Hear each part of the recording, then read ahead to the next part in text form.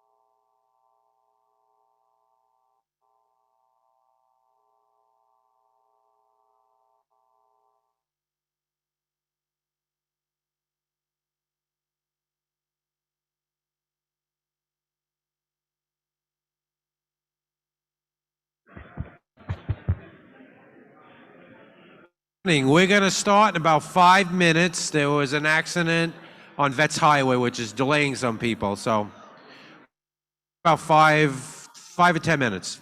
Thank you.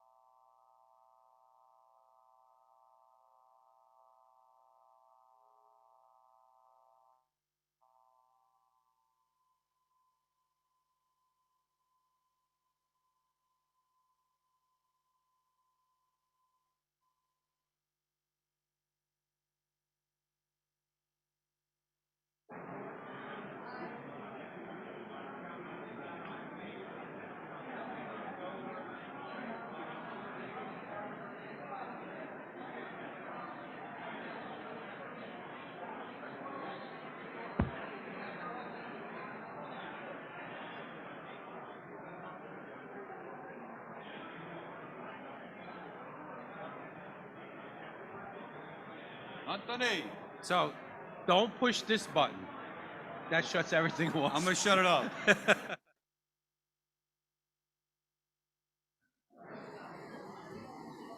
Good morning. If I can get everyone to take a seat, we are going to begin.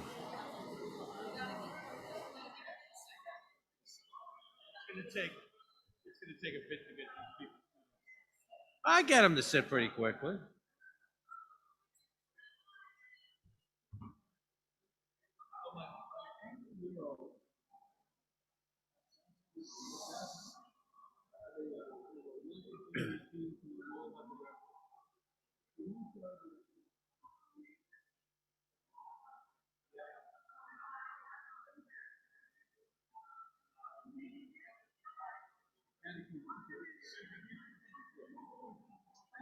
Oh, good to see you, man. How's everything?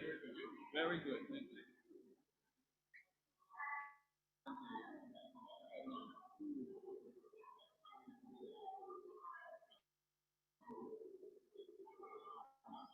He's sponsoring the Golden Ones.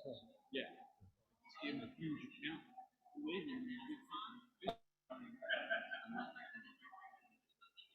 Where's Shelley?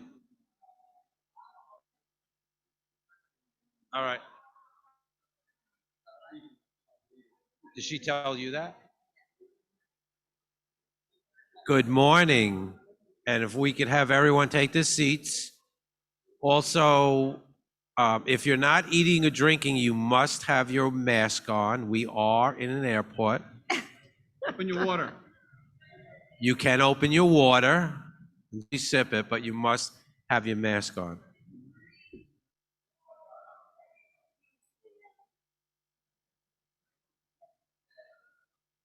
See, this is why we like to fly instead of drive, right? I was thinking about coming through the back gate of the airport. Yes. It's great to see you. Fly in. I don't know if Brian had the same problem that I did. Oh, is he? Okay, there he is. Hi. How are you? Good to see you. You look terrific. Thanks, so do you. Are you good? Why does I don't want you to everybody fall. have notes? No. Because we need them.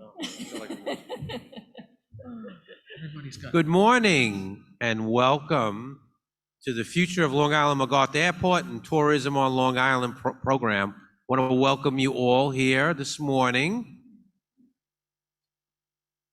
You're going to find some interesting results to this survey, which is going to shock a lot of people, or maybe not shock you.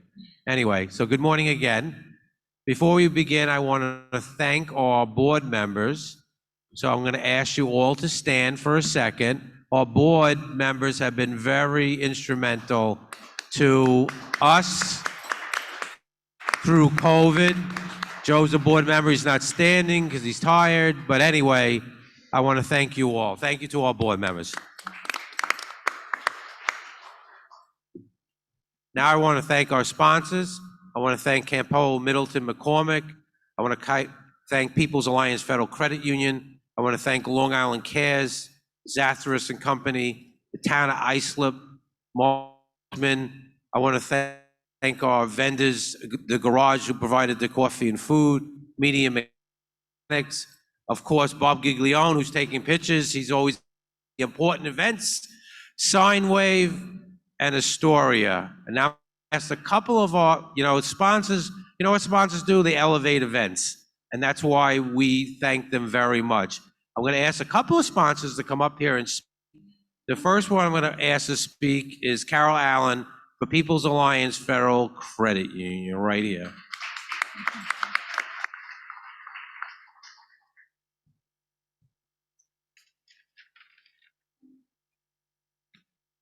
That's better. Good morning, everyone. I'm very proud of our involvement with the HIA-LI. I'd also like to thank Terry and her team for making all their hard work and their dedication to the Long Island business community look effortless. It's always a pleasure attending events such as this with such inspirational and engaging business leaders. This event is close to our heart. As some of you know, People's Alliance originated in 1940 as the credit union for Pan American Airways.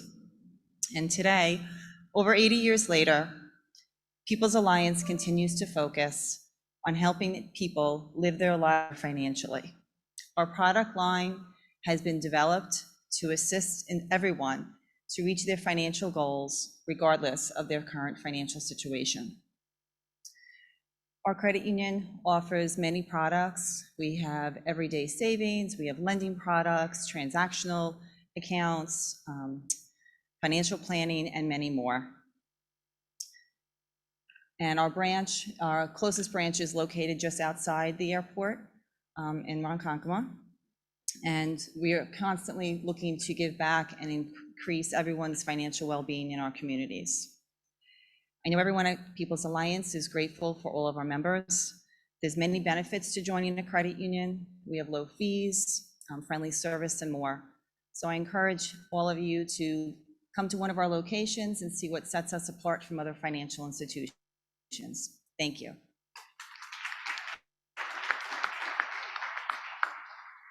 Thank you, Carol. And now I'm going to ask to come up Paul Pachter from Long Island Cares. And here's Paul coming up now. The HIA-LI, we Long Island Cares, we run one of the largest food drives on Long Island. So, Paul?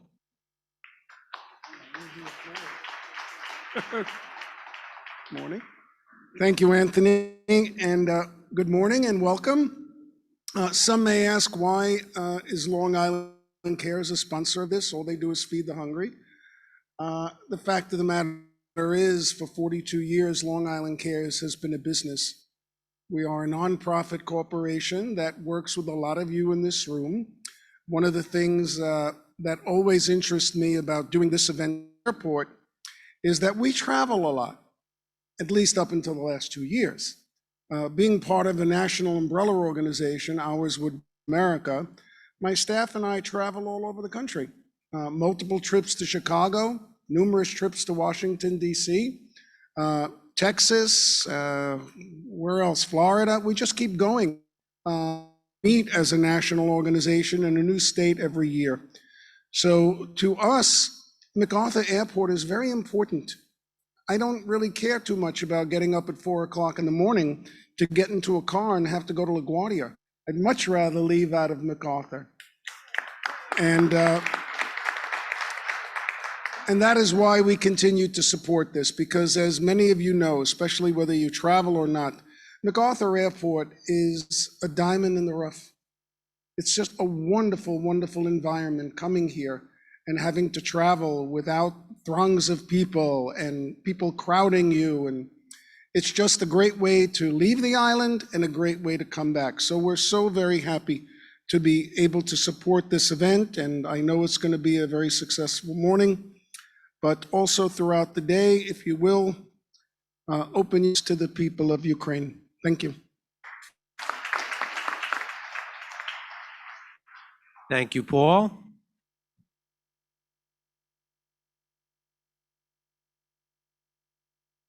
So the next thing I want to do, we have here's some upcoming economic summit of our trade show coming up May 26th. But I do want to recognize some people who are in the audience and attended today.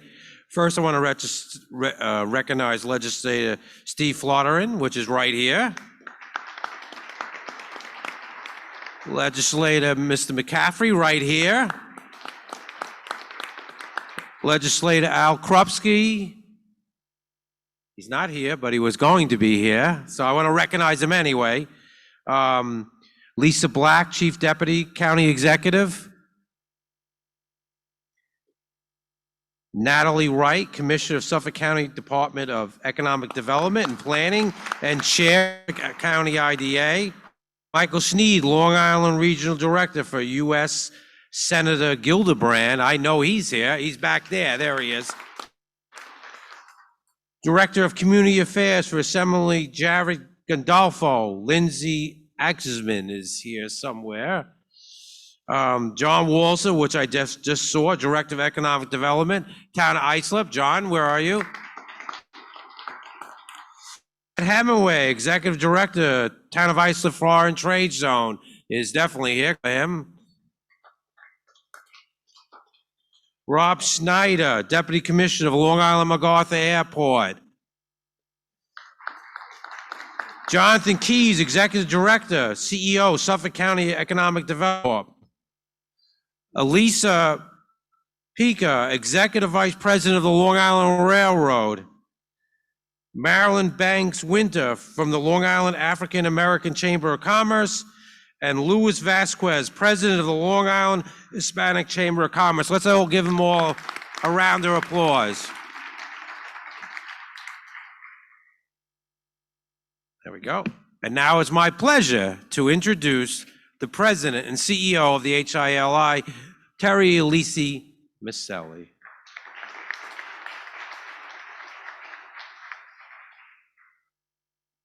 So good morning again, and let me also recognize, I think we missed Brad Hemingway, who's a partner of ours with the Foreign Trade. So we said him, sorry, I snoozed a little there when we said your name, I apologize. So he loves it, he got a kudos twice. All right, Brad. So welcome again on behalf of our board of directors and our board chair, Mr. Rich Human, who is with us today. Rich, wave. He's the CEO of H2M Architects and Engineers. We welcome you. I want to first thank not only Angie Carpenter and Shelley and Brian for their partnership and leadership. You'll hear some exciting news today, but certainly Joe Campolo, who has created and helped us administer all the studies. So, you know, when you look at the HIA-LI, many of you know we're one of the recognized voices for Long Island. We're a powerful force in regional and economic development. We support and we're an advocate for the Long Island Innovation Park at Hauppauge. Many of you know, you've heard before, 55,000 employees, the largest in the Northeast. That's extremely relevant here because when we looked at this airport and understood the economic asset that it is and could continue to be for Long Island, it was important that we looked at the Long Island Innovation Park as a valued partner in that. So our first study, our Lima study, was, I guess, August, Joe, probably right, of 2021. Thank you again to Joe Campolo, Middleton, and his team, and Lauren and Alona, who were here, who really helped create it and administer it. And the results were a wow. We looked at the flights that were outbound and the potential in terms of if there were more nonstop flights to business travel on the Long Island community. And there were over, I think, 500 responses. You'll hear a lot more about it from Joe. And 1.1 billion in potential added revenue. That is a wow. And that was the first study, right? So, and it's a classic example of, again, the potential that this airport brings to Long Island, number one, and the cohesiveness of the Long Island business community, number two. We're lucky enough about, 2.5 weeks ago, I guess, and honored to be with Angie and Shelley and Rob and their team to welcome in and celebrate the inaugural flight of these airways. That was really exciting. Kudos to this team here. We should give them a round of applause. Again, another example of how this airport is growing by leaps and bounds. And in turn, here's what we know about Long Island tourism and economy. It gives back over $6 billion in value. And I have to say kudos, Kristen Reynolds could not be with us this morning. You will see her via video, but Brian is the chair of Discover Long Island and I'm a board member of Discover Long Island. They do magnificent work in really highlighting and recognizing our beautiful attractions, beautiful venues. So give him a round of applause as well. We will be revealing today the second study, again, done by Joe Campolo and his team. I'm really looking at which is flights coming in and how that really can impact and will impact tourism and the economy here. So we're very excited about that. So Joe Campolo is not only the creator of these studies, but also moderator. He's a good friend. He's an HIA-LI board member. He's the managing partner of Campolo, Middleton, McCormack. And you know, I was thinking about you, Joe, last night. I was. And I said to myself, you know, seriously, because I was thinking about, that's why I was thinking about him, because of this event. But, you know, his confidence and his willpower to get things done has absolutely, and I've said this to him before, been a game changer for not only Long Island, but the HIA-LI. So I can't tell you how much I appreciate it, right? So help us welcome up Mr. Joe Campbell.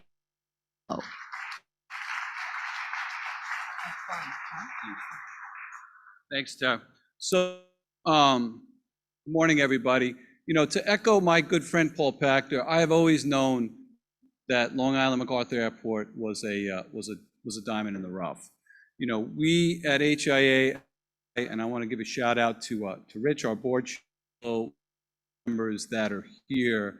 You know, we take our jobs as advocates for Long Island business very seriously, right? We are a roll up our sleeves, get it done organization. And so as we started to develop a really relationship with the town of Islip, primarily because a piece of the innovation park town occupies, we started to realize from a macroeconomic perspective, right, everything is all connected. And one of the things I really love about Long Island is, you know, there's such an entrepreneurial spirit. And so we decided at HIA to take on a series of initiatives that really look like, imagine if, right? So here we are today in Long Island, and imagine if. And I worked my entire with business owners that are looking to raise money, sell their businesses, and what they always look potential markets to decide if they're going to invest in a certain space or not. Because if the market's not big enough, they can't get a big enough return. And, you know, business people think that. And there's always been a perceived breakdown between the business community and the government, right? It's always been a perceived breakdown. Well, I got to tell you, having worked with Angie and her folks at the town, there is no disconnect between business and government at the town of Islip. There isn't. They get it, they understand it, and they saying, imagine if, right? And so we started engaging more, and as we were talking, Angie said, look, we can use a little bit of help. And I'd like you to introduce Shelley, our commissioner, and I'd like you to introduce you to Rob. And we have a project going on where we're trying to bring another airline to the airport. And we said, how can we help? And they said, we really need to show the support of the business community, because business travel, particularly now, we're having COVID, totally disrupted the place. Business travel is huge. And we said, great, we're here to help. Just here to help. Why? Because we're all in this together. And so we went out and we said to the business community, folks, all you do is complain. Now's your time to make a difference. Now's your time to step up. It's not going to cost you anything. We just need you to engage and respond to our survey so that we can help the town and the airport bring in a carrier. And the business community, all of you, our members, our great HIA members, rose to the task and responded. And able to show, again, as Terry mentioned, we're show through 504 businesses on Long Island. If all of the business travel for businesses here on Long Island could be facilitated out of the airport, imagine what that could look like. Like Terry alluded to, it's over $1 billion, okay, in economic development if we could be able to support more business travel here out of the airport. And you know what? Worked. It worked. Like Terry said, one of the most exciting things I've been to in my career was the launch and the kickoff of Breeze here. It was super exciting, and it was super exciting to see, you know, the Elon Musk of the airline industry, David Neilman, be here and talk about how great and innovative we are. He could have went anywhere. He was talking about how great and innovative we are, and how great and innovative Angie and Shelley and their team are, talking about elected officials the way they should be as entrepreneurs and visionaries that are looking out for the benefit, not of themselves, but of Long Island as a whole, which is amazing.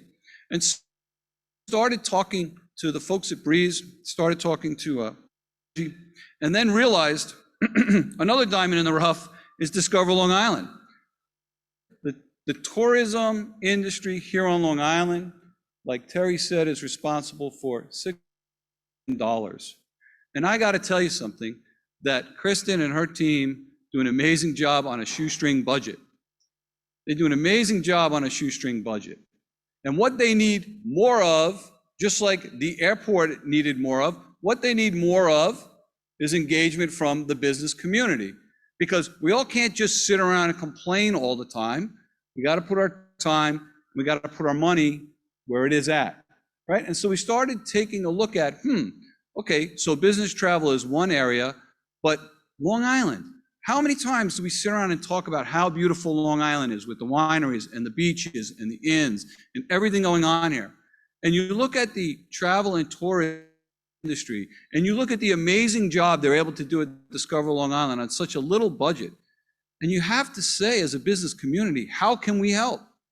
How can we help? Now, again, I don't know anything about the travel and tourism industry, but I do know how to get money out of business people's pockets. It's one of the things that I've had to do over 30 years, and that is they'll invest, right? Doesn't matter if something costs $1 million, if it's going to make you $2 million in return, you're going to invest in it. So we started talking about looking at the opposite now, right? What is the baseline of our travel and tourism industry here on Long Island? What are the national averages? And what is the potential? Imagine all the cool things we'd be able to do for our economy, travel and tourism, if we were able to get more people to come here. In fact, Kristen, who works so hard, is in Arizona right now, right? Trying to promote us. But one person can't do it alone. The entire business community has to do it alone. And so what we undertook was just to show at a very high level, a very high macro level, what would be the economic impact vis-a-vis the airport if we were able to get more inbound tourists in here through the airport. And it's really cool to do a project like that. It really is, right? You make a lot of assumptions. Everybody is crazy about the numbers, but that's not the point of this. The point of this, just like any entrepreneur that's going to invest in something, the point of this is to say, wow, look at that market. That is really worth an investment, not just in government's time, not just in not-for-profit time, but in the business community's time. We need to support the airport. We need to support Discover Long Island and travel and tourism because it is a central nucleus of our economy. And if we don't do it as a business community, then shame on us. We love coming in here. We love the convenience. We don't support it. It's going to go away. Shame on us. We love going to the wineries. We love going to the restaurants. They're going to go away if we can't get more outside dollars to come in here. So we worked on this project together. I was super excited. I want to give a double shout out to Lauren and Alona from my office who did it. So I'll just go through at a very high level some of the cool things that we found out. So really, the note up front is what the purpose. The purpose of this study was to demonstrate how critical, the airport and tourism are to the Long Island economy and to help mobilize the business to support the airport, Discover Long Island, and all of the industries that support travel and tourism to begin with. I gave you the background, and Angie's going to go into the background. But let's talk about, some potential numbers. I mean, all of the following calculations are based on an assumption, and I want to thank Shelley and Rob because we know we drove you guys crazy for a lot of numbers, but you guys were super responsive and really helpful. But just looking at just Breeze. So here we have this beautiful, brand new airport coming in, okay? That if there's 20 inbound Breeze flights a day at 108, at 108 seats, what would be the economic impact? And we did outgoing, now let's talk about incoming. So the national statistic, from what I understand, is on all incoming flights, typically only 10% of those people are coming from the other destination, 90% of those returning home. Is that typically right? And so our numbers, all of our tourism numbers right now are based on a small 10%, right? So here you have 10%. If there's 706,000 plus resident deployments, that means roughly maybe 70, $70+ thousand tourists. Right? And if $6 billion is just based on 10% coming in here, and it's not all 6 billion, understand that, okay? Just imagine if we could get that to 30%. So that would raise the number from 78,000 tourist passengers to 235,000 tourist passengers. Just imagine what that would mean for our hotel industry. Just imagine what that would mean for our restaurant industry. Just imagine gas stations, the car rentals, just all those things. That's what we're asking you to really do, is just imagine, right? You look at, so we talked about those numbers, and I want to give time for the experts to speak on it. But let's talk about the industries, okay? So according to tourism economic data, Long Island visitors spending can be divided into 6 sectors: lodging, recreation, food and beverage, retail and service stations, second homes, and transportations. With the exception of second homes, every one of those industries were decimated by COVID. Every one of those industries are hurting by COVID. So we need to support tourism. We need to support this airport to help support tourism, so we can support those sectors that need that economic recovery. It's really, really important. Now let's talk about, dollars, okay? So when we look at tourism spending, of the 9 million tourists that come in, they're spending about $965 million on lodging, $542 million on recreation, $1.9 billion on food and beverage, $1 billion on retail and service stations, and $1.4 billion in transport. If we are able to scale that up, okay, you can just see how easy it is.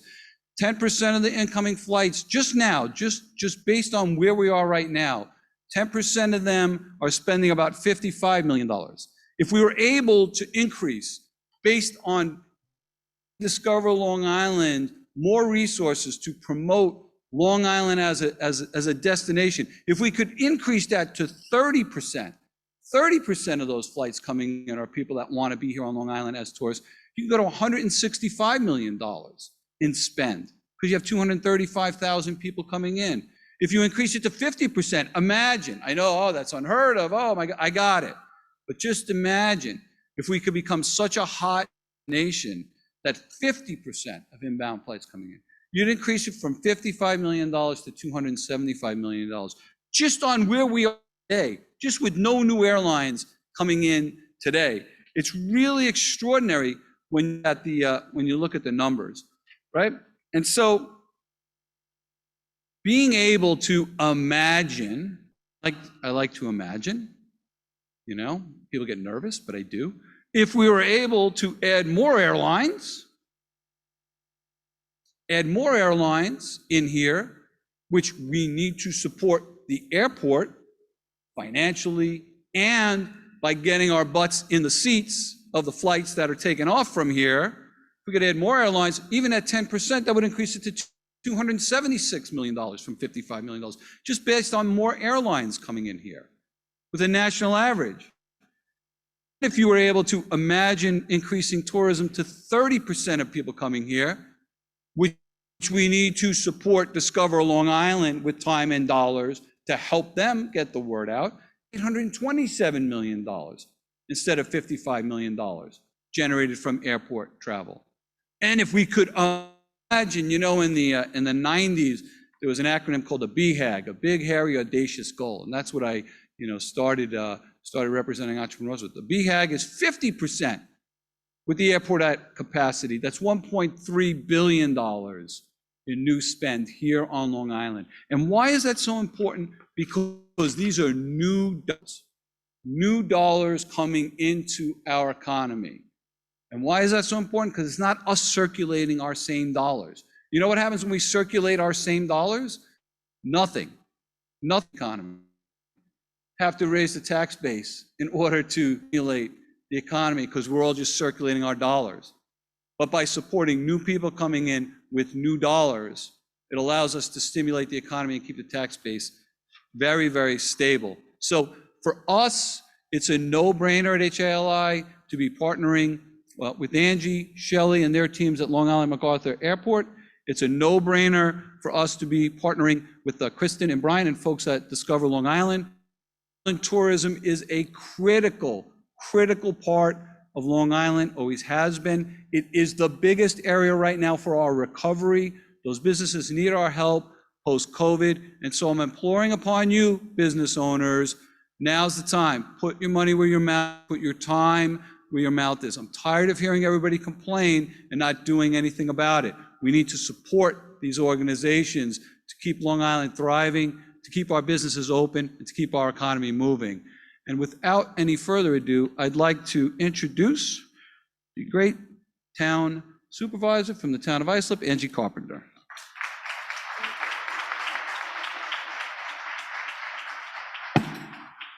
Thank you so much, Joe. If you could just be a little bit more enthusiastic about what you do, really.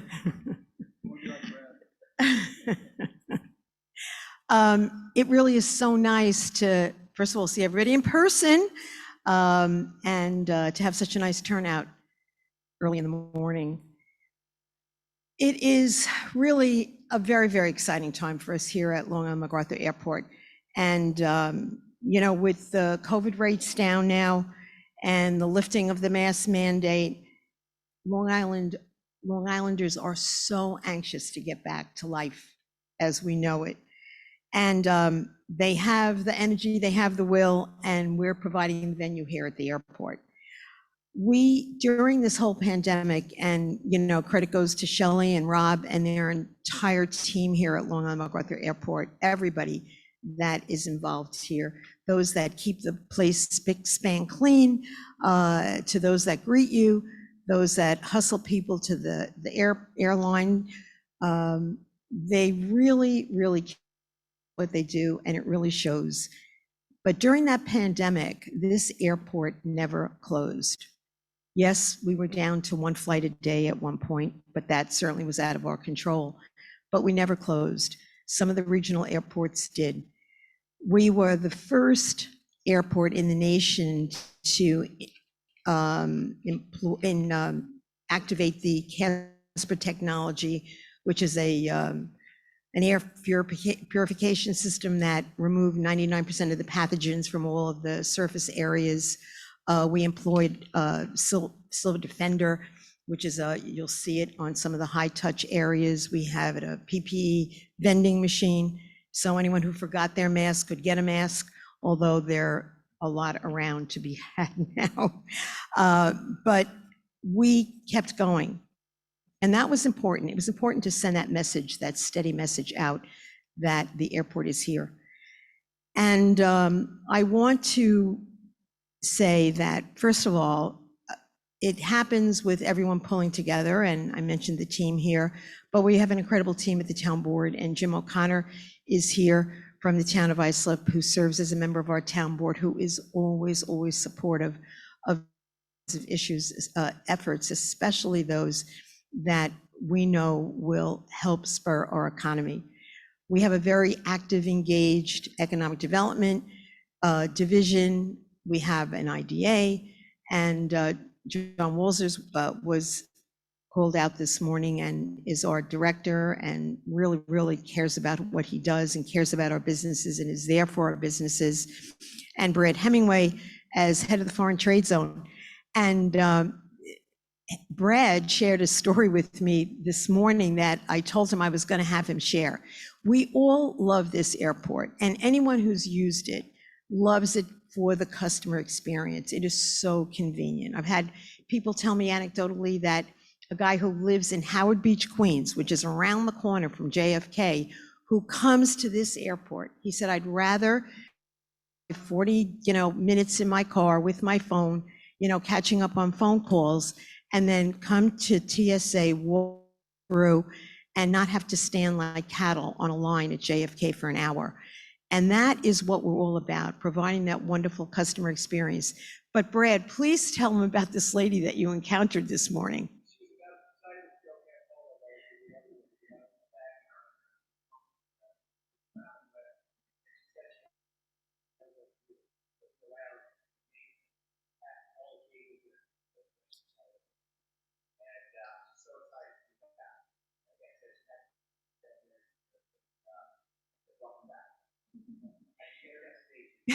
Yeah, I was questioning him, where's she going?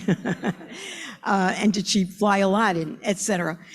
But it really is indicative of the fact that once I'm here and use the airport, and yeah, I'm one of the worst offenders about not wanting to lay over. I want to just, get in my seat, get to where I have to go and not worry about changing planes. But it's not the worst thing in the world. And some of the destinations that you were mentioning that businesses need to go to, or Paul was mentioning, you can get to those places from here. Yeah, you might have to fly through Philly or Baltimore or Nashville now, but you can get almost anywhere from here. And if you go prepared, you have your iPad, you have your smartphone, you plan on doing a little bit of business for that hour or two that you're laying over, it's not the worst thing in the world. I'd much rather do that than sit in traffic on the Bell Parkway or the LIE. So use it or lose it is basically the theme. Get that word out.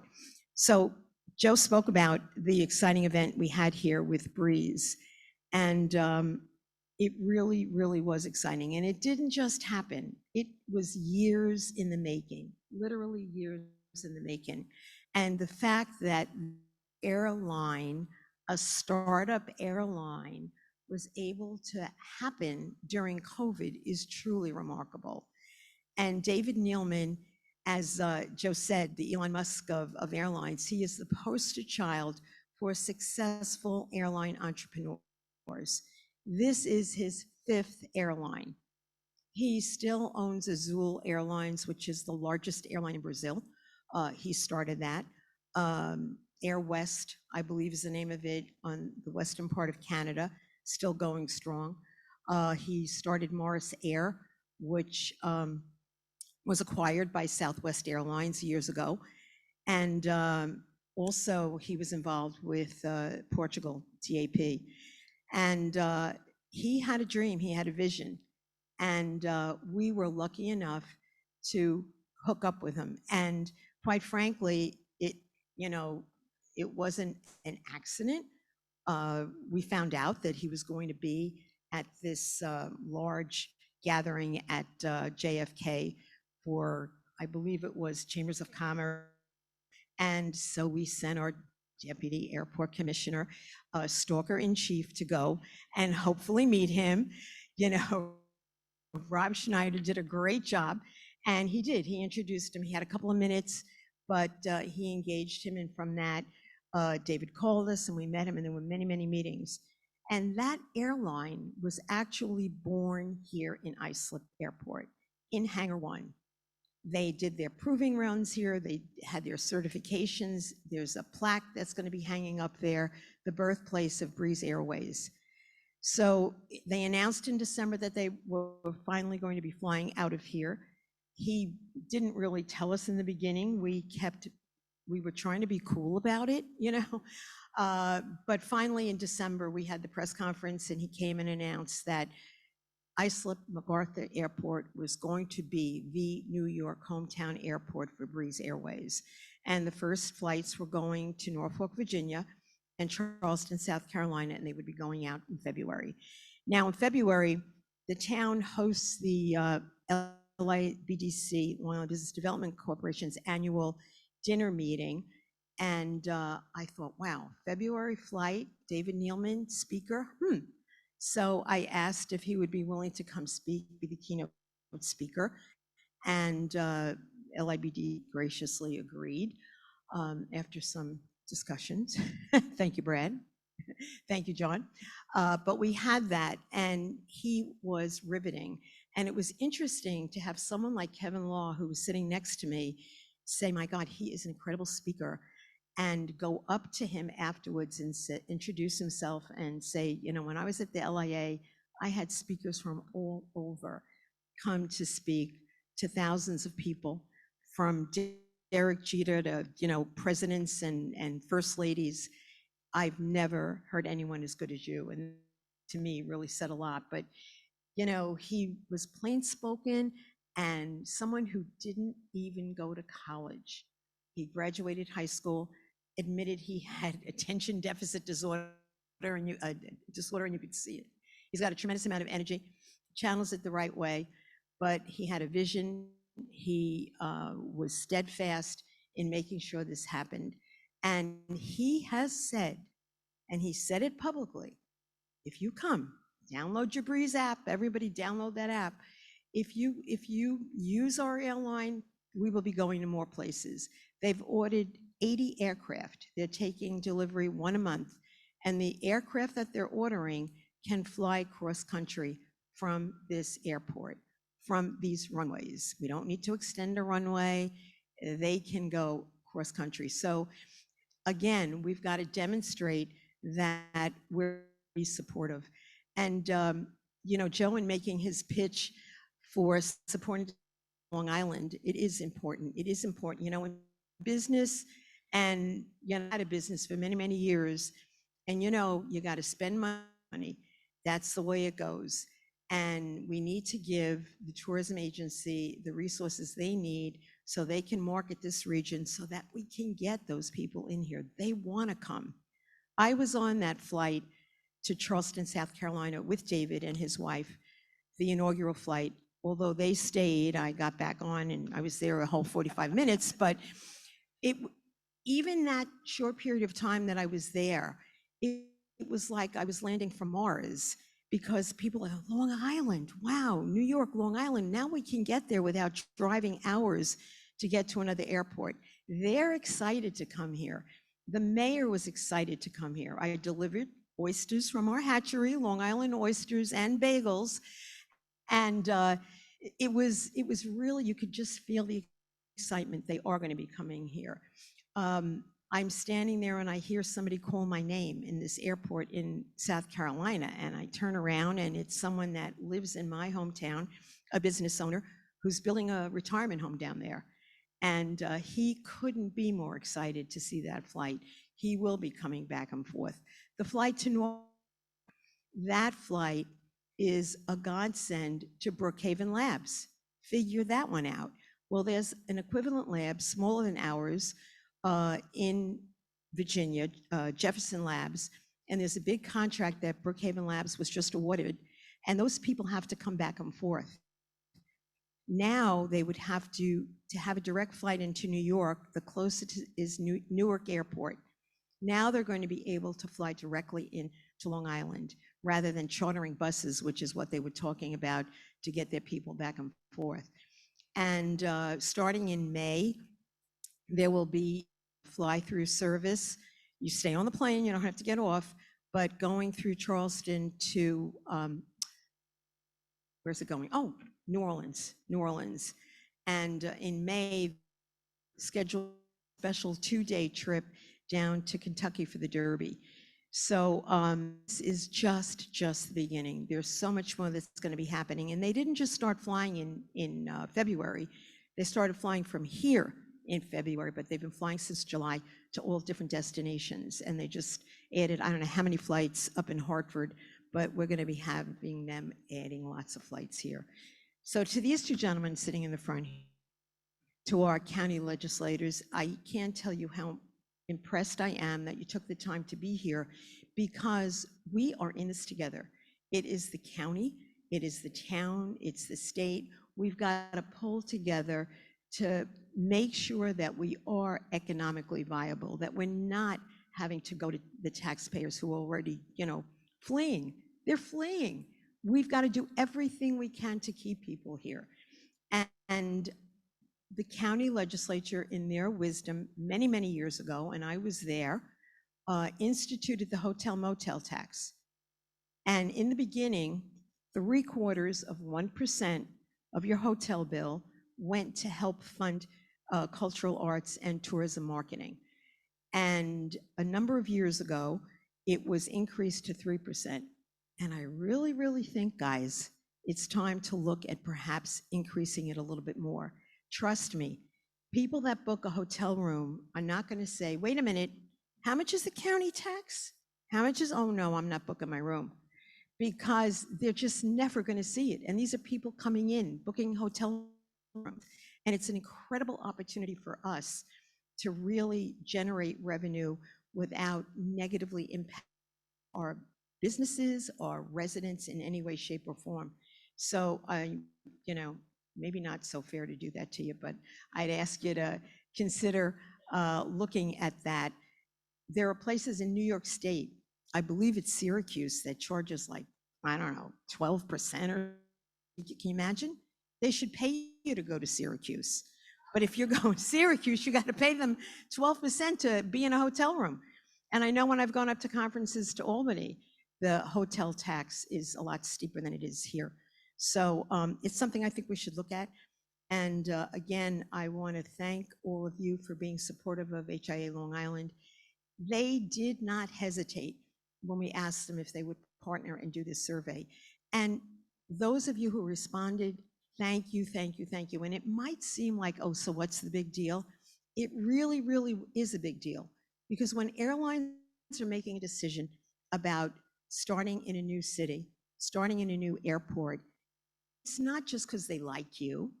It's not just because, you know, Rob stalked them and they figured we better start flying out of there or they won't leave us alone. It doesn't work that way anymore. Maybe years ago, but now you've got to produce data. You've got to show them that they're going to be profitable. And that survey went so far in helping deliver that message to David and his team. Let me tell you, Southwest heard the message too, because before Breeze even started flying out of here, they instituted during a new destination to Nashville, Tennessee. You can fly nonstop to Nashville on Southwest now. And Frontier, just a week and a half ago, brought back their Fort Lauderdale flight. So, you know, competition is healthy, competition is good, and we're not stopping with Breeze. You know, anyone that wants to talk to us, we're going to talk to them, but we're not going to be desperate as this airport was many, many years ago, where if someone came and said they wanted to fly here, we'd say, oh, good, here you go, start flying. We want to know that they can be productive and successful, because the last thing we need is an airline to start service and then go away. So again, thank you so much, HIA Long Island, Terry, Joe, Rich, everyone who's involved. And those of you who are members and took the time to be here this morning, we thank you.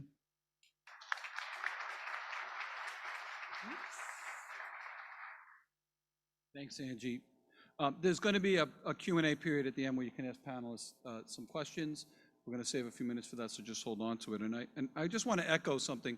You know, Angie mentioned the county ledge, which we appreciate here, but Long Island, you know, notwithstanding hysteria that goes on in Washington, Long Island is a really bipartisan community where people are working to get things done. So Natalie Wright, I saw Natalie here, our great Commissioner of Economic Development. She's been lockstep on all the calls with us to make sure things are getting done. Our county executive has been supportive of us. Our town, Lisa Black was announced before, but she's here. These are folks that every few weeks we get on a call and we say, how are we moving things forward? And we have deliverables and everybody goes and does their thing. It's really a great process to be a part of. You know, David Nealman, so there's NPR runs a podcast called How It's Made. David Nealman is the #1 downloaded podcast for good reason. I would suggest listening to it. He goes through a lot of what he spoke at the dinner, and he's got a fascinating story, like amazing, about highs and lows. This guy hasn't been an incremental climber. He's been an erratic guy, just disrupted the airline industry like you can't believe. Angie also mentioned the Breeze app. Please load the Breeze app, even if you're not going to be booking a flight right now. They track that. The marketing folks, when we were at the event, were asking everybody to download it because they track how many apps are being downloaded. So please download that now so we can give some support. And now it's my pleasure to introduce the commissioner of this airport. I've gotten to know Shelley over the last few months. She's a very amazing person, an accomplished pilot herself, from what I've learned. And so now our commissioner, Shelley LaRose Arkin.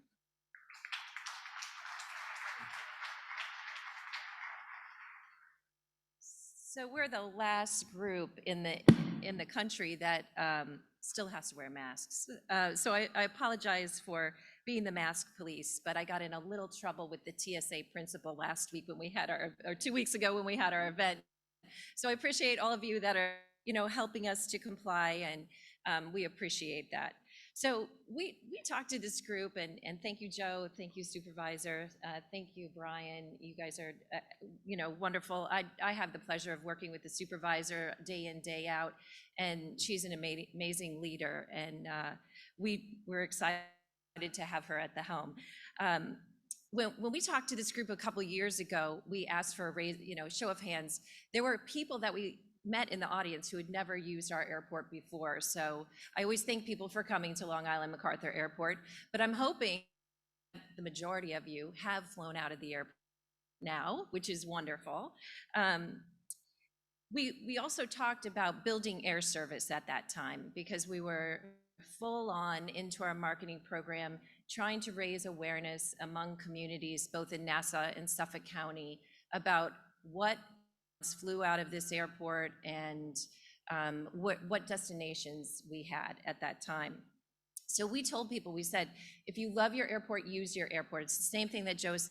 We need bodies in seats. And we promised you that if we were able to get bodies in seats, and if people chose to use our airport, your friends, your family, your businesses, et cetera, that we would bring more service. Airlines would respond to us and they would bring more service, more choices and destinations and things like that.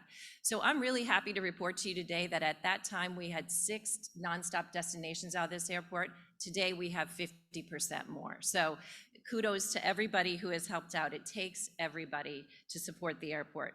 So we have 4 carriers: American Airlines, we have Southwest Airlines, who've been, a long-time great partner of our airport. Of course, Breeze Airways, started by David Nealman. You heard all about him, and he is truly as amazing as everybody is saying. Frontier Airlines also joined our team and our airport community in 2017. They actually hold the largest market share of all of the service that we provide out of this airport today. So if you haven't tried them, definitely try them. A few facts about our airport that set us apart from our competitors, and I think you might know them. They're out west. We don't like to talk about them too much, but I know y'all know them, those mega airports. The carriers are really looking for financially stable airports to operate out of. I can tell you today that Long Island MacArthur Airport is financially strong. We were strong before the pandemic, and we're even stronger now. So there are some good things that happen out of bad situations. Before the pandemic, we had about $7 million in surplus funds. Today, we have $10.2 million in surplus funds. Thank you. We were eligible for some COVID funding. We take real responsibility for how we spend those dollars. And what we're trying to do is reinvest in our infrastructure. We're reinvesting in the airport. We're reinvesting in the airport as an asset. And we want to create jobs for the children who are going to end up having to pay for some of those grants and things like that came our way. I will tell you, the airport is self-sufficient. We don't take tax dollars or anything like that. We use their user fees. Basically, if you buy a ticket, you pay a tax on a tire. The airlines will pay a tax on a tire. That all comes back to the airports to support the airport network. So no tax dollars coming back here. In the past 5 years, we've completed more than $65 million worth of capital improvements. We built a new fire rescue building. We've done 90% of our pavements have been installed with energy efficient lighting, LED lighting. We've rehabbed the surfaces. We have done, we're going to do a mechanical, electrical, and plumbing project in this building. This whole building later this year, we'll get a facelift, if you will. We'll have new bag units. It'll have a different look and feel. And next week on Thursday, we're opening our new ground vehicle transportation. And it is the first building that has continuous air purification system throughout the whole entire building. So we're excited to open that. We have air purification systems in here. They are typically located in high congested areas. And we ended up making the Today Show with that effort. We were the first airport in the country, so it was really exciting. I want to share a little bit of our secret sauce with you. What makes us different? We recently had a conversation with the vice president of Frontier Airlines, and As most of you have heard, Frontier is acquiring Spirit Airlines end of this year. So that's a big game changer, particularly for us. But he said, Frontier and Spirit obviously have a presence at LaGuardia. At LaGuardia, they're charging $49 per person to operate out of that airport. We charge $10.50. By 2024, we're proposing to charge $5 per person. So what does that do? That makes the airline more successful. It gives us more opportunities. It allows them to try different destinations and provide better service to Long Islanders. So we're excited about that. We have a Winning Hearts campaign. We talk about that a lot internally. You probably haven't heard us talk about it openly. But of course, one of our biggest achievements with our Winning Heart campaign was Breeze Airways. We say that the nicest airline met the nicest airport, and that's our goal. And we treat every airline partner the same. We don't treat Breeze any different than we treat American or Frontier or Southwest. Whatever our team can do to help and to make them successful, we will do. And we've always done it, and it's worked out very well. And Breeze is very loyal to the people who do help them to become successful.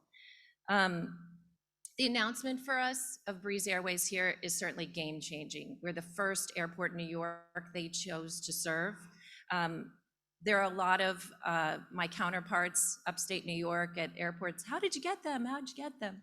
Well, and I always say it takes a lot of hard work to do it. But on the day that started here, there were 25 jobs created right here at the airport. So can you imagine if there's continued increases in service from any of our carriers, what that impact looks like? We're excited that they're purchasing 220 aircraft, the Airbus, which the supervisor talked. That airplane will fly nonstop to Europe, Caribbean, and also to the West Coast. So the opportunities are endless for us. Our job is to really de-risk the airline in terms of introducing new service. And we talk about that a lot. So when Frontier started service here, we helped with their marketing effort. The airport has a $300,000 marketing fund that we use for in-market.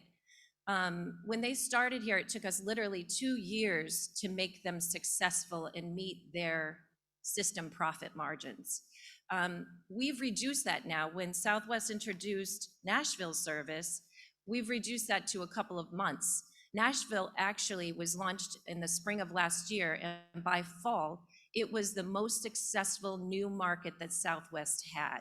So we can be pretty proud that we came in. We were talking about the service. I know the supervisor was out there, and HIA Long Island was out there telling everybody about Nashville service. And I know a ton of people who've taken the flight. But it really did make an impact on Southwest, and it has them looking at this airport to see what else can they do, what else, what other types of service can they provide. So today we share the stage with some of the most dynamic and impactful partners that the airport has had for a very, very long time, Discover Long Island and organization HIA Long Island. From Kristen last night, and she said she was talking to some of our Breeze representatives about Norfolk marketing and bringing tourism here to Long Island. The best way to get people to stay in our hotels, eat at our restaurants, and go join enjoy our entertainment is to get them here at Long Island MacArthur Airport through our airport. We don't want to divert them and have them go through New York City airports. We'll be lucky if they come to Long Island. The best way to get tourism here is to bring them right here to this airport. So I know that both organizations are helping with that effort, and I really appreciate that. We all need to do our part to ensure success, right? Success starts at home. Talk to your friends, talk to your family. Make sure that people are taking flights that are point to point, but also encourage them to take connecting flights as well.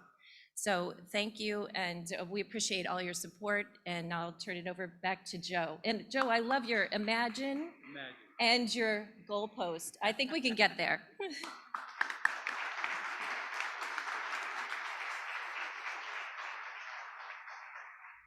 Thanks, Shelley. So Shelley mentioned marketing dollars. That's really where we all can help from a business perspective, right, is getting marketing dollars to be marketing the airport into the airport's hands, getting dollars to Discover Long Island to be marketing the travel and tourism. We are going to be, everybody should be on the lookout because we are going to be having a fundraiser here at the airport for that purpose in probably June. So that's an easy way for you to come have some fun and spend some. Is the video for? All right. So now I want to turn to Discover Long Island. Kristen Reynolds, who's the CEO, and if you don't know Kristen, you should know Kristen. Kristen is one of the most dynamic forces here on Long Island. She works tirelessly to promote Long Island in a region. You know, she's not here because she's out promoting and doing. She wants to be here. She's out promoting very, very hard for us. But she did send a video that we could watch. So I guess we'll play that now.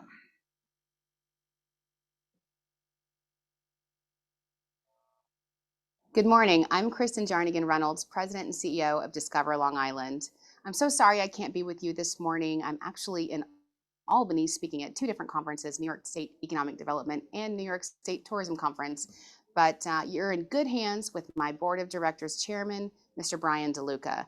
I just really want to thank Terry Alessi Maselli and her entire team at the HIA-LI for focusing on tourism at this annual event. And make no mistake, tourism is a very important part of Long Island's economy. It's a $6.3 billion annual industry that supports more than 100,000 local jobs. And most importantly for us residents, it generates about $760 million a year in tax revenue. But that means it's also really competitive because every destination wants those visitors that bring those revenues. So we really have to compete and make sure that we're letting people know all of the reasons why Long Island is such an incredible destination. Brian DeLuca is going to tell you a little bit about how we do that at Discover Long Island, but I'm so excited to partner with Long Island MacArthur Airport. It's an exciting time for the region. We're growing, we're adding new airlines, we're bringing on so many new hotels, and people are ready to travel again after the difficult couple of years that we've had. So it's an exciting time. And the study at HIA-LI that they did recently with their business leaders really did prove that the business community understands the opportunities for growth in the region, and we are poised to work together to achieve those goals. So thank you again for having us. I look forward to hearing about the discussion, and I look forward to seeing you all again when I'm back on Long Island. Feel free to call us with any questions. Thank you again for being with us. Great. And I'd like to invite up Brian DeLuca. Brian is the Executive Director of the Long Island Aquarium, and he's Chair of the Board of Directors for Discover Long Island. Brian?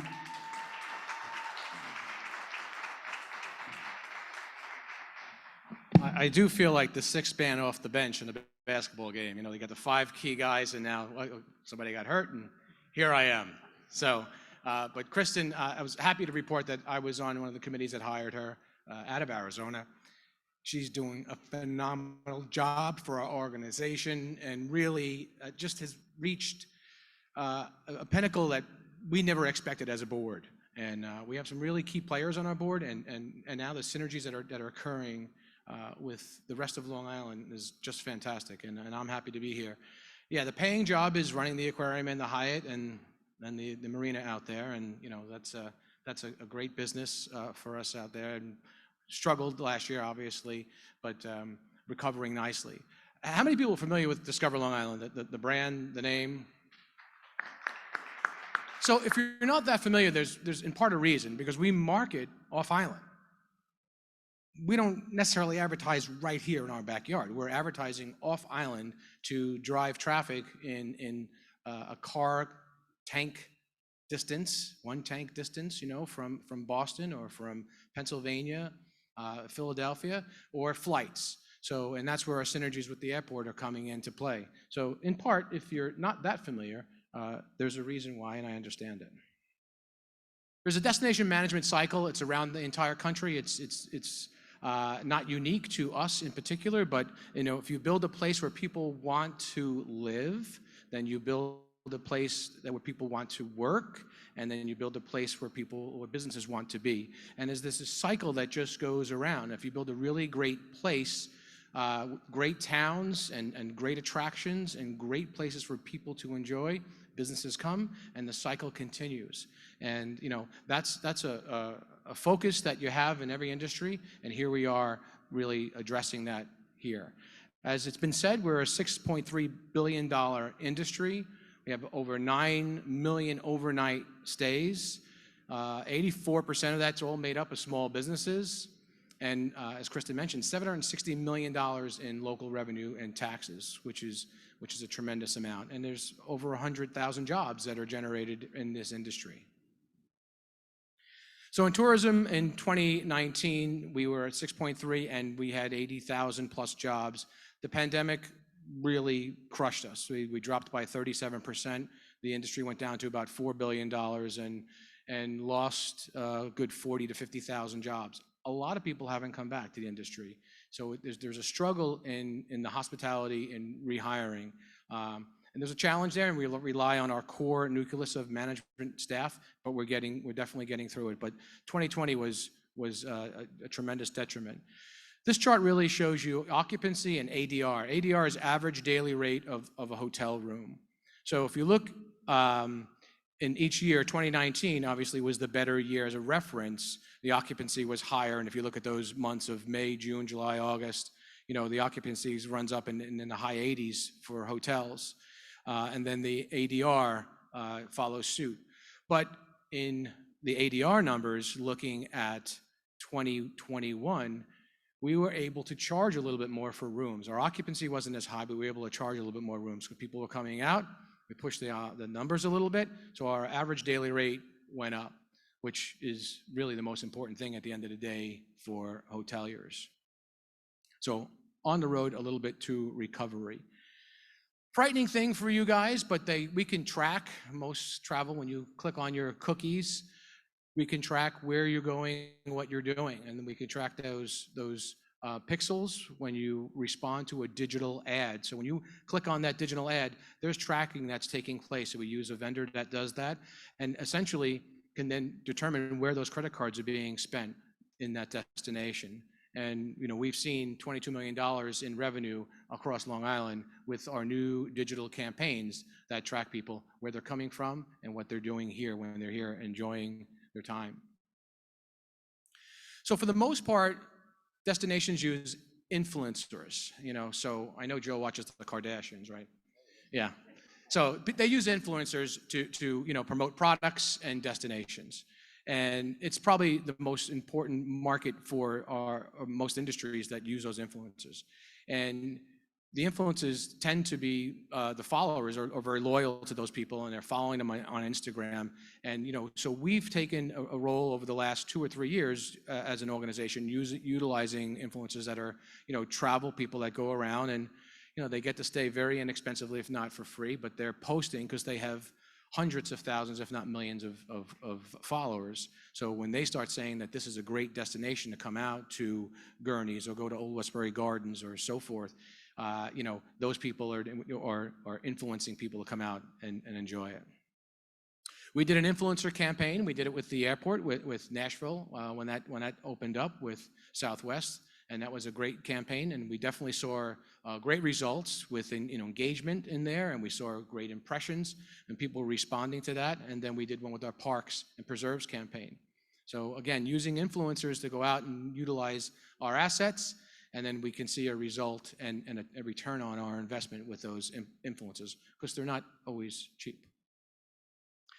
There's a consumer conversion study that's done. So most people do travel by car. I mean, that is it. That's that tank of gas distance. We definitely know they're coming by plane and then ferry, if you look at that.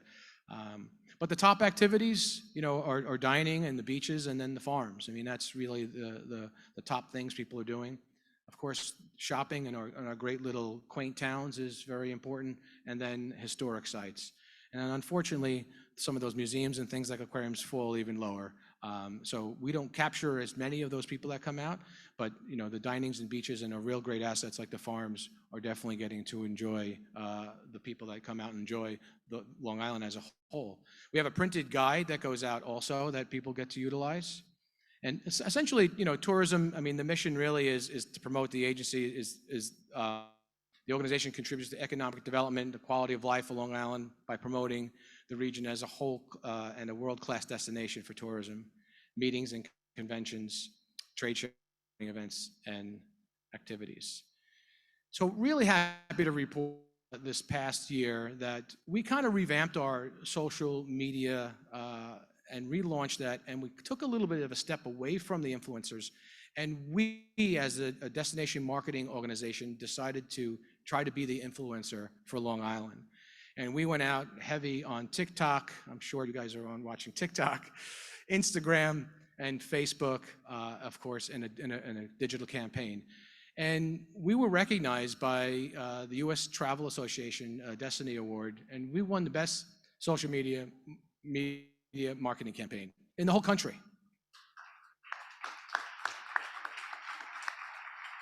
Thanks for starting that clap, by the way.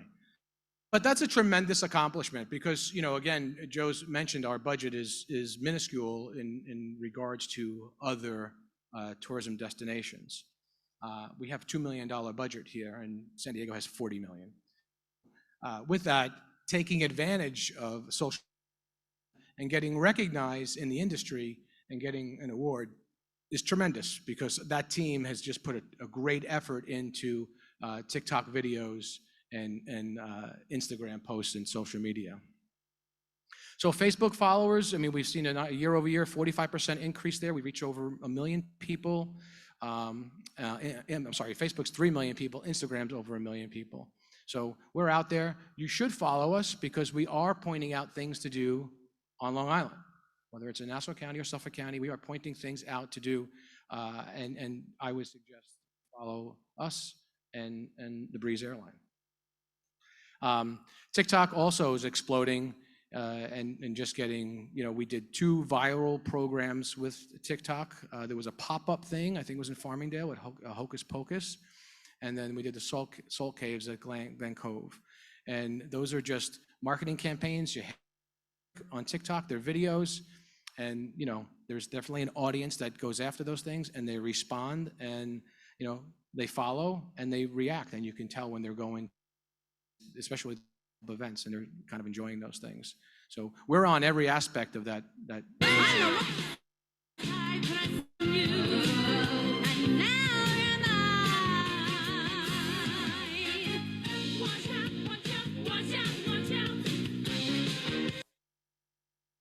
Yeah, so they're all quick little videos and they're fun things, but it just, you know, catches people's attention.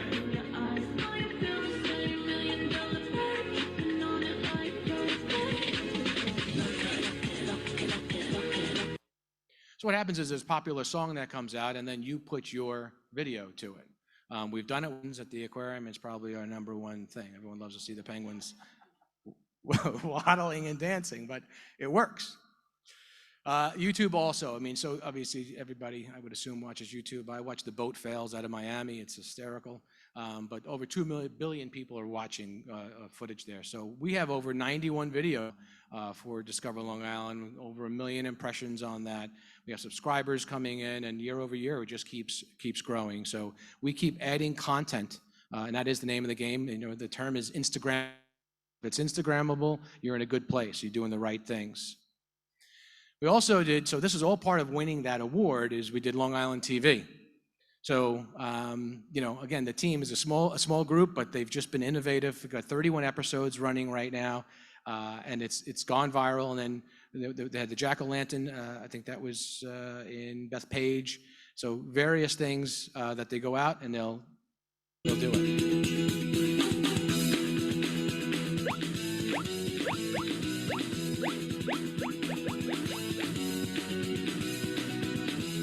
Purchase. Welcome back to Long Island TV.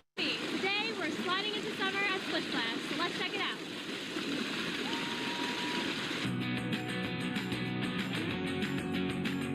Welcome back to Long Island TV. Today we are at White Post Farms for the Fall Farm Festival.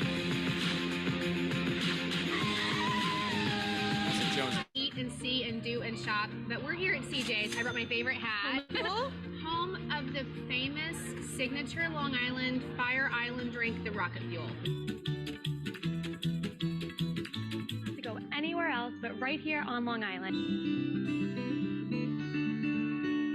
She came out with her husband every week for 15 years and single-handedly saved this incredible lighthouse that is commissioned in Washington, one of only 4 national landmarks that are lighthouses in the country, still, and truly a Long Island treasure that is now here for future generations. Summer ends, Gurney's actually opens these bungalows by the sea, which is your own private oasis on the water, only open until the spring.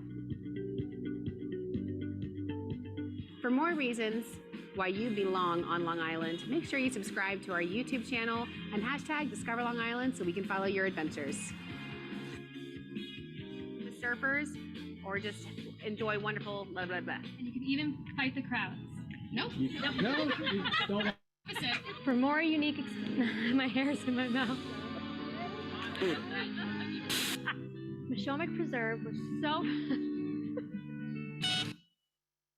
Everybody loves the outtakes there. So Lily is the name of the ice cream truck that they purchased, and that cruises around Long Island. And then Bree works for the team in the marketing, and they go out and they do these videos. So again, it's just all great elements and pieces, multimedia touch points coming together, and the team does a really great job of getting across the island with Lily.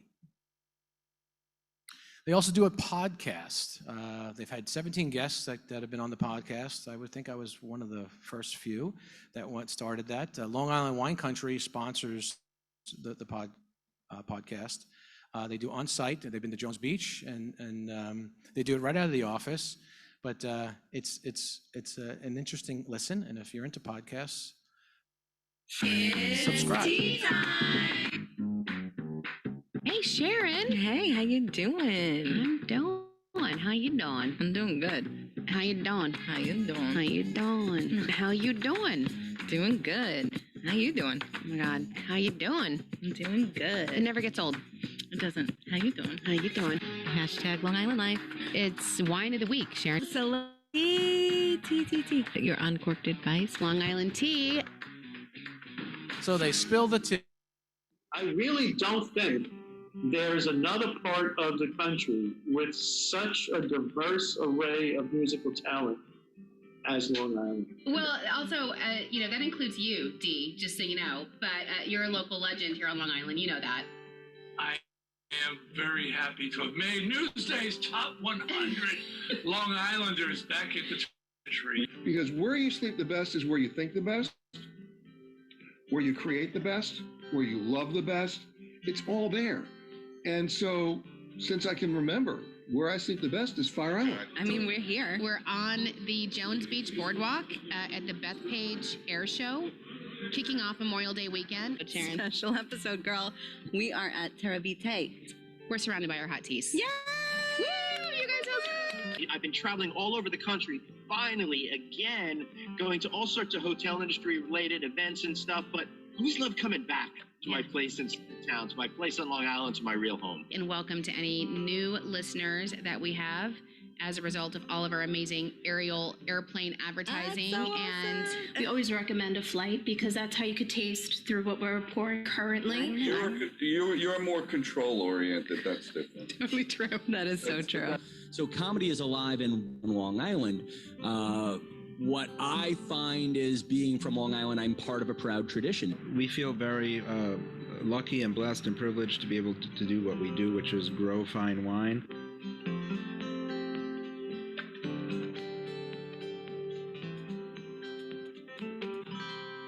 And Shelley, they get to promote different flights sometimes, beer or wine.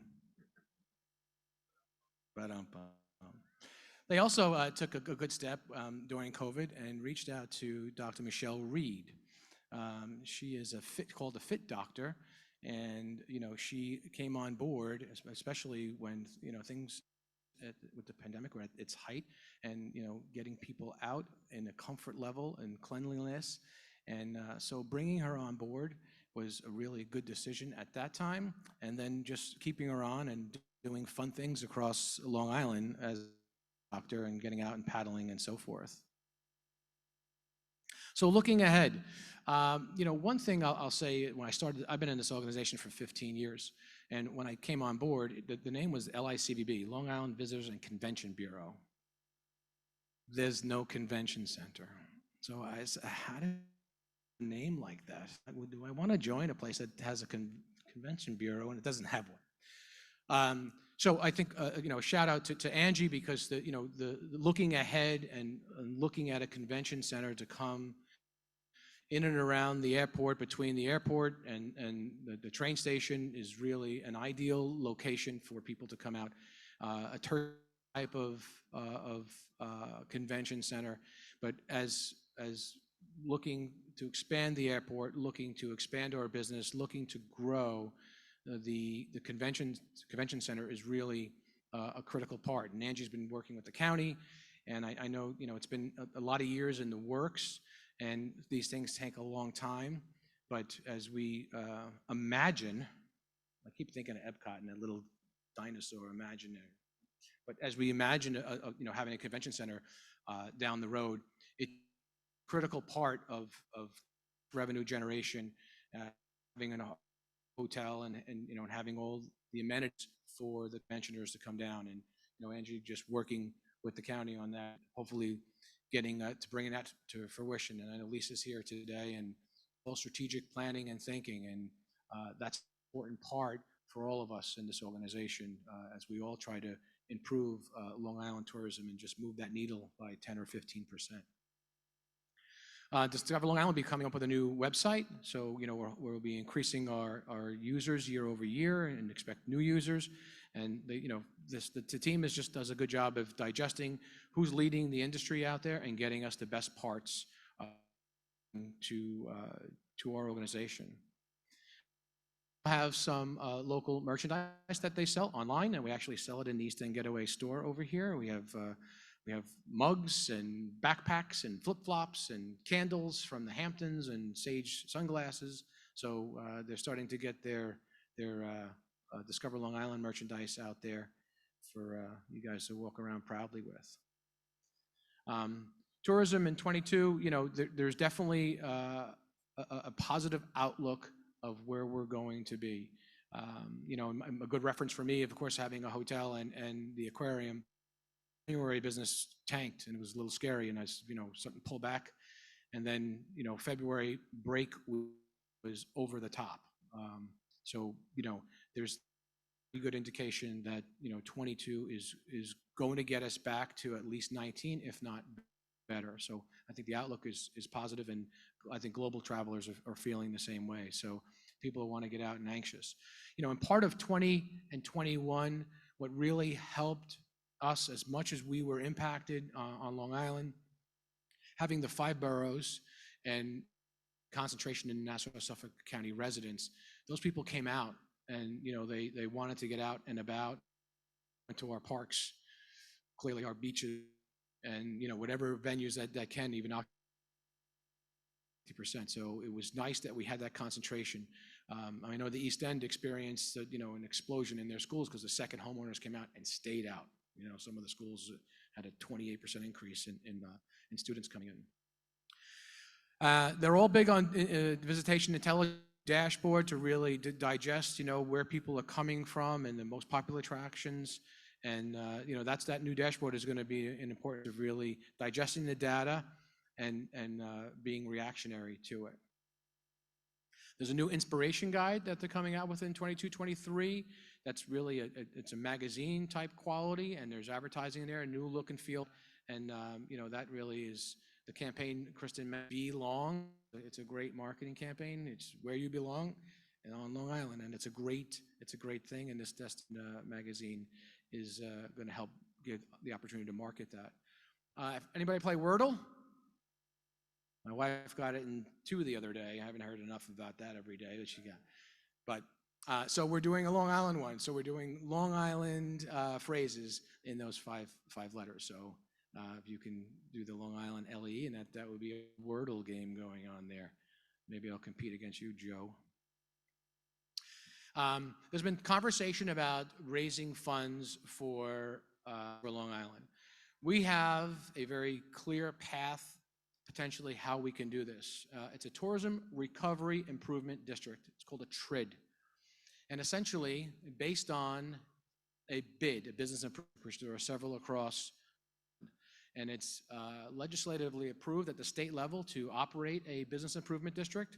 So the premise is the same as that, as the TRID, and it's a tour improvement, and it's an assessment on the hotel rooms, and Angie was touching upon that before. And confident that there's several TRIDs out there. Boston just did it. I think there's another slide on that. But that is basically how we feel we can recover.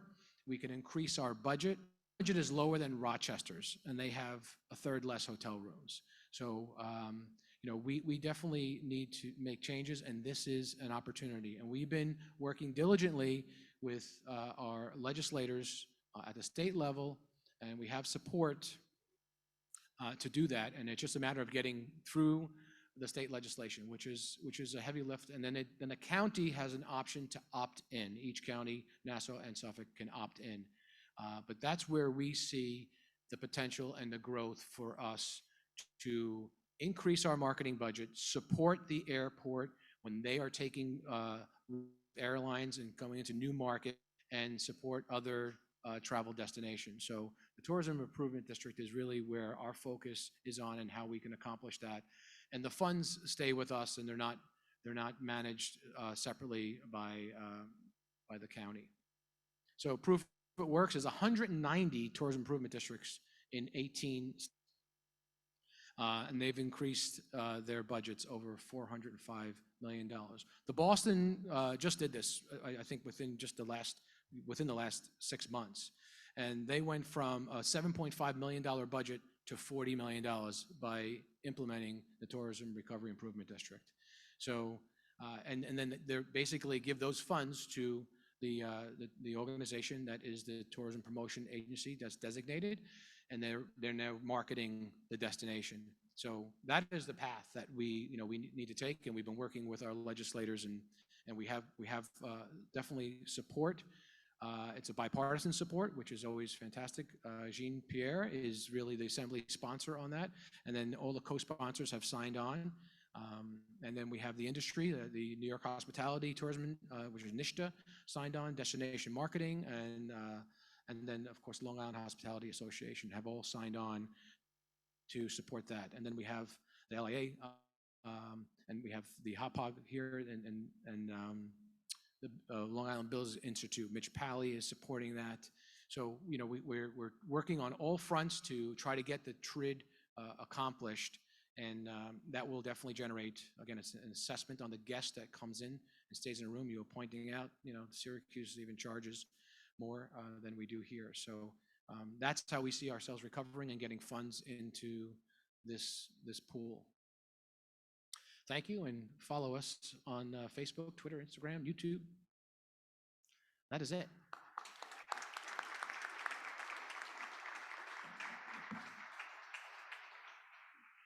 Thanks, Brian. We're out of time, but I know all of our panelists would have time for a quick question or two if anyone has anything quick.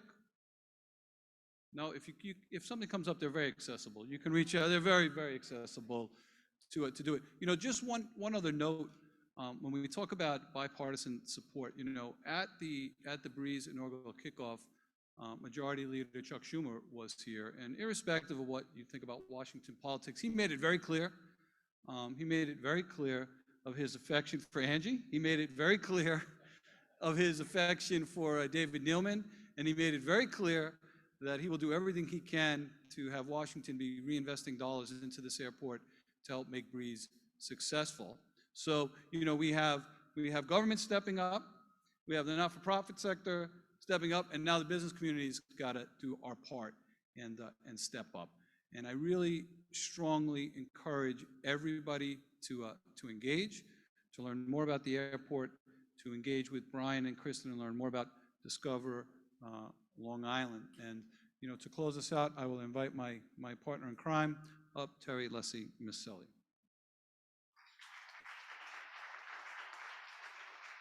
Thanks, Joe. So extremely proud of these efforts. I hope you feel the same way. A force to be reckoned with right here, don't you think? So let's give them a round of applause. So as you've heard, Fly the Airport, the fanny in the seats is a thing that'll get more flights. It is just that simple. It's not too complicated. And as well as the weather starts to become nice, no pun intended, discover Long Island, right? So take some really cool staycations. There's just some great venues and attractions out there. Thank you all for coming. Our next event is March 25th. We'll be doing an economic summit survey at the Radisson, so we hope to see you there. Have a great afternoon. Thank you.